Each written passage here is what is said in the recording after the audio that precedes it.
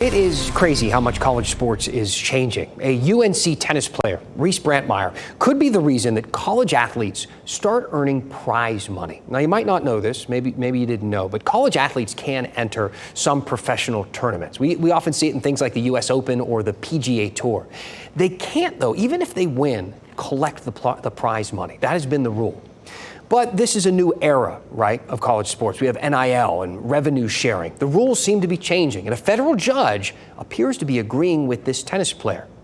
To better understand the ripple effect this case could have on college sports as a whole, I spoke to WRAL investigative sports reporter Brian Murphy in another trip to Murph's Turf.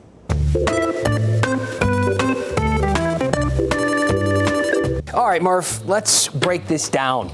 This athlete from UNC has a pretty interesting argument, but can you explain it in more detail?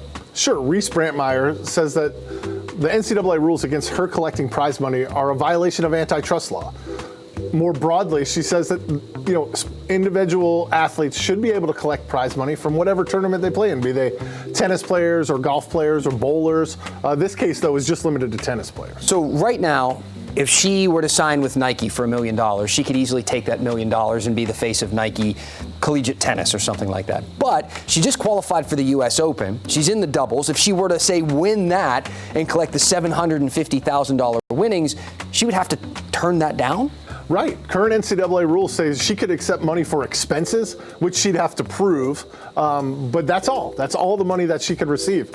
Now, a judge in the case said this week that she's highly likely to certify this as a class, which means this is more than just about Reese Brantmeier. This is about every Division I college tennis player currently playing, in the future, and 4 years back. They could be entitled to damages and injunctive relief from this judge. So Reese Brantmeier, as well as other players who may have won a tournament, won some prize money, had to turn it down, can then sue for damages, and the NCAA will have to pay that out? Yeah. If tennis players are certified as a class and they get damages for money they couldn't receive, what's to stop the golfers and the bowlers and the skiers and the track and field athletes? What is to stop them? Absolutely nothing. Absolutely nothing. And you'd imagine that the NCAA, as they did in the House case, will try to settle this case, find a number that they can settle on, change the rule moving forward.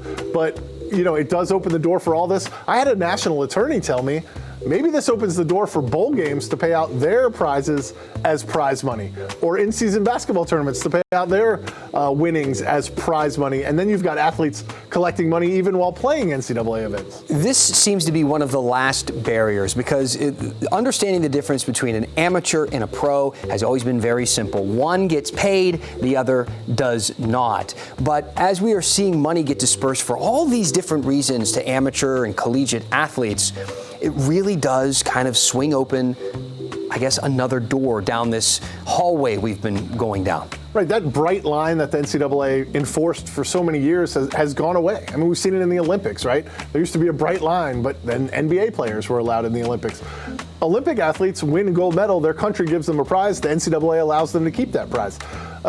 Football players, men's basketball players are being paid directly from the school, so that line doesn't exist anymore. Now, where does the NCAA get to redraw that line?